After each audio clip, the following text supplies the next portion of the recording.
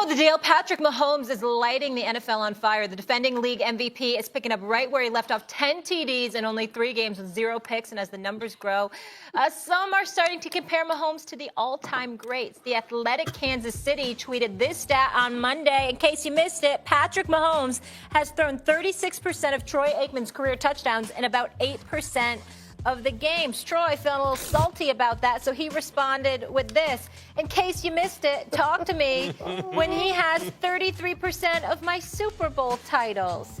I like Stephen it. A. That's a good one. You got a problem with the tweet? Zero problems whatsoever. And it was it touched on what I alluded to the other day about Patrick Mahomes. First of all, nobody's questioning his greatness. I had the pleasure of interviewing him last year. I know how phenomenal of a player he is. Great guy, right attitude, says all the right things. Patrick Mahomes is phenomenal. He's fantastic. But y'all know me. I'm very, very big on resume. And thus far, his resume is pretty close to impeccable. But you have to finish the deal. You have to close. And I'm very, very big on hesitating to give folks that without closure, without that moment, that defining moment. As people who have performed in high-level positions, okay, guys like yourself and others, let's understand something here. Pressurized moments, palms get sweaty, backsides get tight. That's my favorite saying. You understand? We find out who the men are for the boys. There's been plenty of people who were absolutely phenomenal. They were great. And then in that big defining moment, you're like, where the hell were you? What's going on? And what I'm saying to you is that's why we say Tom Brady, GOAT, and stuff like that. You know why? Because when the moment arrived, it mattered. Terry Bradshaw, we rarely mention him when it comes to great quarterbacks in NFL history. The brothers got 4 Super Bowl titles and performed in every one of those Super Bowls. It matters. All I'm saying is when Troy Aikman says that last point, every Hall of Famer that I have ever encountered, their number one beef is when folks get celebrated and held to a lesser standard than they were held to. No Hall of Famer, Max, resents anything more than them being held to a higher standard than folks on the come up that they sort of paved the way to. They really resent it, and I don't blame them, because if you got to go through stuff and everybody's coming down on you and you produce, but then you watch somebody get celebrated before they produced, that's a problem. There's so much here. I love this clap back by Troy Aikman. Number one, he shows you that Aikman had his mind on important things. He wants to win Super Bowls. Everyone's saying whatever else. He's like, that's not how I measure it. I measure it in Super Bowls. Even though Aikman was never considered the number one quarterback in the world. Patrick Mahomes has been the number one quarterback in the world since his first start of his first season starting until this moment. And he's only getting better. He's already reached a level compared to his contemporaries Aikman never enjoyed. On the other hand, it's so misleading when you just say, look at the numbers, because it's a different era. So for example, you know what the 25th best time ever in the 100-meter dash is? Men's 100-meter dash? 9.87. 25th best time. So if I were to tweet out to the ghost of Jesse Owens, right? Guess what? Jesse Owens, 10.38 second 100-meter, wouldn't even place in the top 1,000, right? And he clapped back, let me know when you got 3 gold medals, right? That would be the same thing. It's a different time. Yeah. So it also addresses that. Yes, of course, if Troy Aikman were playing today, he'd put up much better numbers. Therefore, since you really can't compare apples to apples, what he's saying is here's something we can talk about that resonates through every era that we all understand. Here are my rings. Come back at me when you got those. Max, I love what you just said, because it is the era.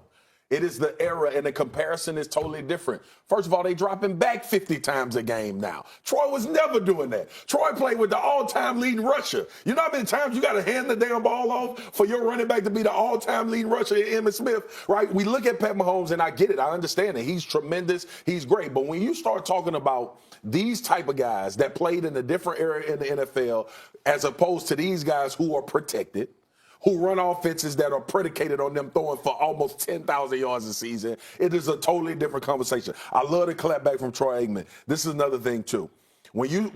Now that we're in this era of football, it's similar to basketball. Now we got to start trying to find guys that transcend eras.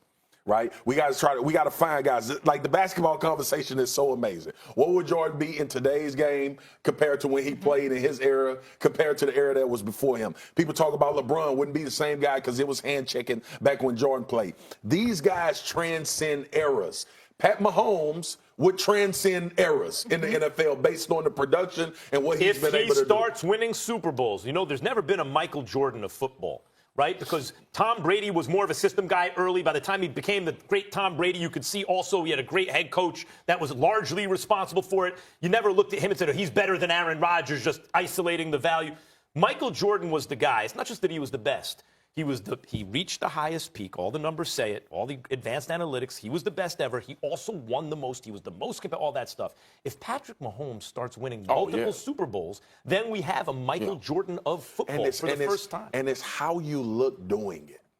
That's very important to the conversation as well. No doubt. Let's understand that Troy Aikman never failed to show up in a big game. Never. In the Super Bowl. He was a Super Bowl MVP. I believe it was Super Bowl 27. Let's remember that. Let's remember that he beat the likes. I don't know if it was Joe Montana or Steve Young. It was one or the other. You understand? Beat Jim Kelly. You understand? This guy won 3 Super Bowls in 4 years. Let's remember that. And so what I'm saying is that, again, what he's saying is it's a different era. Like you pointed out, it's far more physical. It was far more physical back then than it is now. Now, if you don't throw for 4, it was a big deal when you threw for 3,000 yards back in his day.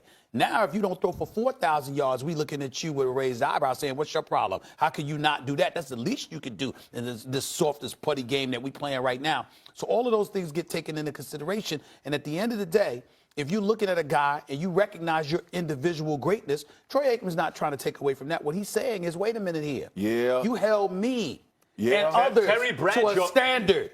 Make sure you do it to them. Terry Bradshaw's numbers didn't look impressive in Troy Aikman's era. But he got 4 Super Bowls. But also the clapback tells you that it struck a nerve. Well, and if it did strike a nerve, that means they see the capability. No. I don't think he's not questioning that. I disagree. No, I don't think it's petty. But what I will say is when you clap back as a Hall of Famer with a gold jacket, you've given it validity. I disagree with that. I'll tell you why. I don't think he's going at Mahomes He's not. I think what Troy Aikman is saying is, in my day, we didn't do that. But you know what my job was? To lead my team to the Super Bowl. And I got multiple rings. I don't think he's going at Mahomes. He's going at the kind of silly notion that his numbers don't look like numbers today. But you'll say silly notion. And what I'm saying, again, by talking to so many of these Hall of Famers, no matter what sport it is, they have that in common. There's 2 things they have in common. They all apologize to loved ones and family members because of the selfishness and the sacrifices they had to make in pursuit of that level of greatness. And number 2, they all lament the fact that the successors to their legacies never get held to the same standard. Well, that really is offensive to them. Actually, think about the tweet very carefully. That's why I said Jesse Owens says, like, this many gold medals, right? He didn't say, get back to me when he has 3 championships. He didn't say when he matches me. Yeah. He said, 1. Get 1. I got 3, get 33%. He said, before you anoint a guy, let him win a Super Bowl. A Super Bowl. And how many times have I sat here saying to you, could they do something first? How many times have I clapped back at you? Whether it's the Brown, anybody, can they do something first? He almost got to the Super Bowl basically as a rookie. Who you taking out of Marino and Troy? Marino. Marino wasn't on those teams. Wait a minute. If Marino was on those teams. But let's be fair. Troy is saying that because Patrick Mahomes is still playing. In Marino's case, Troy know that Don Shula never gave him a defense. Right. Never gave him a defense. Had Mark Super Duper Mark Clayton. Never gave him a defense. Marino was special. But this is my point. That's my point when we arguing this. First of all, Pat Mahomes ain't Troy Aikman yet, right? He's trending there. But when we argue these championship points, we got to be very careful when we get.